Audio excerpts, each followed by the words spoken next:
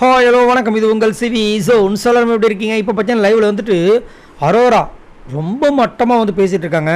அதுவும் கேவலமாக வந்து திவாகரை வந்து கழுவி ஊற்றிட்டு இருக்காங்க. என்னென்னா காலையில் வந்துட்டு இவங்க வந்து பண்ணது ஆக்சுவலாக தப்பு தான். என்னென்னா ஆப்போசிட்டில் வந்துட்டு வினோத் வந்துட்டு இவரை ஓவராக பேசியிருப்பார். அதுக்கு அவர் பேசிகிட்டு இருக்காரு. இவங்களோட நாட்டு ஒரு அமைச்சரை கலாய்க்கும் போது இளவரசி அங்கே பேசியிருக்கணும். அதை விட்டுட்டு நீங்கள் அமைதியாக இருங்கன்னு இங்கே சொன்னோன்னே இவர் காண்டாயிட்டு அங்கே சொல்லிட்டார். ரெண்டு பேர் மேலேயும் தப்பு இருக்குது. அதுக்கப்புறமா அவர் வந்து கம்மன் இருக்கும்போது இவங்க என்ன பண்ணியிருப்பாங்க, அவரோ வேணும்ட்டுமே இவர் வந்து சீன்றதுக்காக கனிக்கிட்ட சொல்லி கனி வந்துட்டு விஜய் பார்வதிக்கிட்ட போய் அது ஒரு பெரிய இஷ்யூ ஆகி ரொம்ப பெருசாக இருக்கும். அப்போ தான் கோவத்தில் வந்து அரோராவை சொல்லியிருப்பார், உன்னை வந்துட்டு அப்பயே சொல்லிட்டாங்க இந்த பிக் பாஸ் வீட்டில் நீ இருக்கிறதுக்கு லாய்க்கு இல்லைன்ட்டு. என்னையே ஒன்றும் சொல்லலை, நீ சாப்பிட்டு தூங்கிட்டு இருக்க, நீ இந்த பிக் பாஸ் வீட்டில் இருக்கிறதுக்கு லாய்க்கு இல்லைன்னு பிக் பாஸும் சொல்லிட்டாரு, விஜய் சேதுவும் சொல்லிட்டாரு. அது எதுவும் கலாச்சிருப்பாங்க. இவங்க சிரிச்சிருப்பாங்க.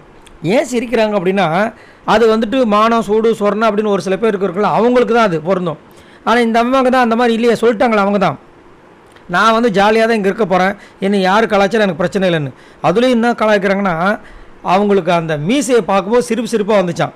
இப்போ என்ன பிளான் சொல்கிறாங்க விக்ரம் கிட்டனா, நாளைக்கு வந்துட்டு அவர் நான் வச்சு செய்ய போகிறேன், அவர் பதவியை விட்டு வெளியே போகணும், என்னையை வந்து ஜெயிலுக்கு போகணுன்னு சொல்கிறார் அவர்.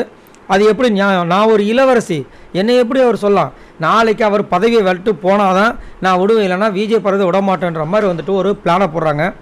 பாவம் ஏற்கனவே மனுஷன் வந்துட்டு ஒரு பக்கம் வினோத்தை வந்துட்டு கலாச்சிட்ருக்காரு. அதுலேருந்து எப்படி தப்பிக்கிறதுன்னு தெரியல. இது இந்தமா வேறு வந்துட்டு ஒரு 7:30 வந்து கூட்ட போகிறாங்க.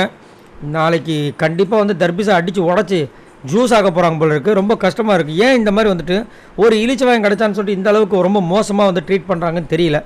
இதை பற்றி உங்களோட கருத்தை சொல்லுங்கள். ஏன் அந்த திவாகர் தவிர்த்து இவங்களால் வந்துட்டு மற்றவங்ககிட்டலாம் சண்டை போடுறது கலாய்க்கிறதெல்லாம் பண்ண முடியாதா?